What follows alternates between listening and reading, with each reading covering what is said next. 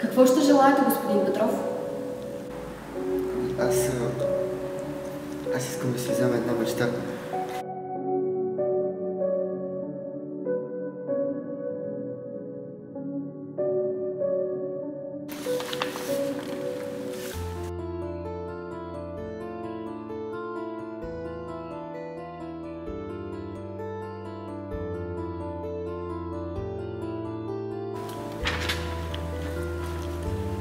Какво е това?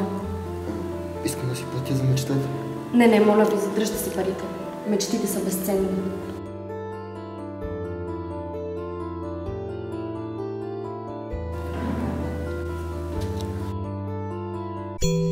Това е ключът от стаята ви.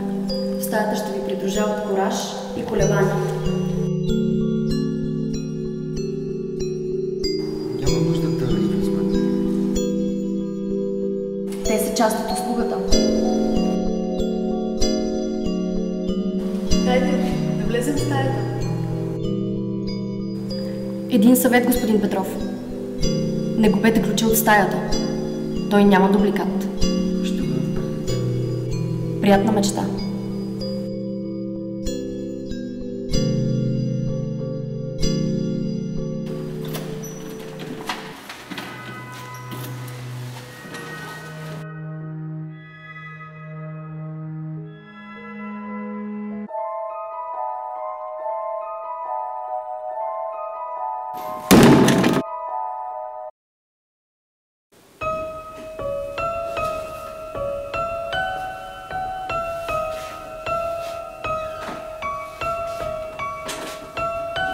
Много е просто и просто.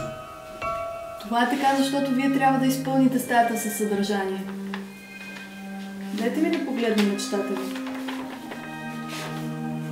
Значи искате да бъдете танцор? Това е удивително. Какъв танцор ще ставаш ти? Спри да живееш в илюзии. Колебание, спри да посяваш съмнение в сърцето на господин Петров. Сигурна съм, че той е изключителен танцор.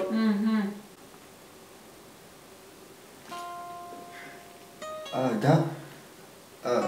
Ще ви покажа.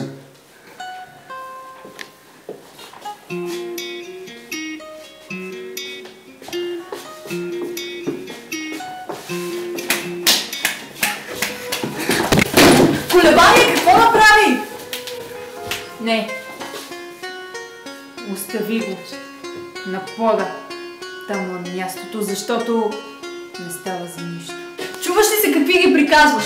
Може би си сляпа, за да не можеш да видиш тази красота, която той обрисува с тялото си. А ти може би си лъжкиня, за да го окуражаваш да мечтае за нещо, което никога няма да се сбъдне. А ти коя си, че да казваш на кой мечтата ще се сбъдне и на кой не? Не е ли в това смисъл? Да имаш мечта, да я преследваш и да даваш всичко от себе си. Иначе защо сме живи? Аз живея, за да посявам семето на съмнението. И после да гледам хората. Да ги гледам как се провалят с гръм и трясък! А аз живея, за да те разбивам на пух и прах. Хайде, господин Петров. Ще ви покажа, че стаята може да бъде и цветна.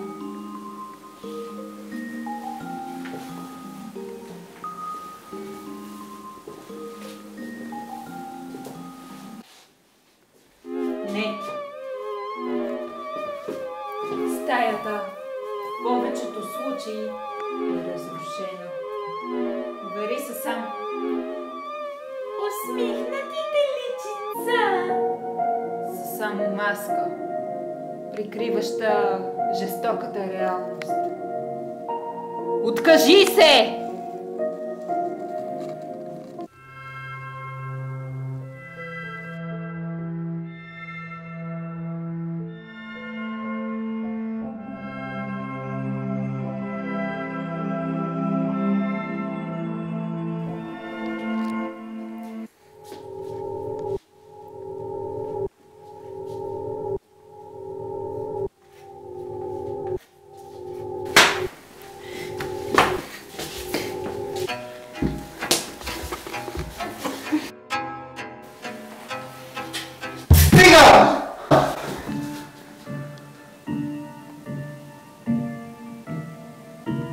Идва момент, който мечтите докарват човек до отчаяние, причинено от непрекъснат спор на вътрешните демони, каквито сме ние. Пред теб сега се откриват две възможности. Да напуснеш стаята, да я заключиш от външната страна и да хвърлиш ключа. Или да продължиш да живееш в стаята на мечтите и да се бориш с нас, докато един от нас не надделее и не убие другия.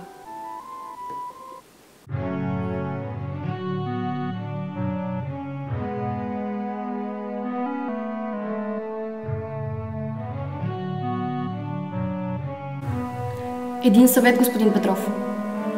Не губете ключа от стаята. Той няма дубликат.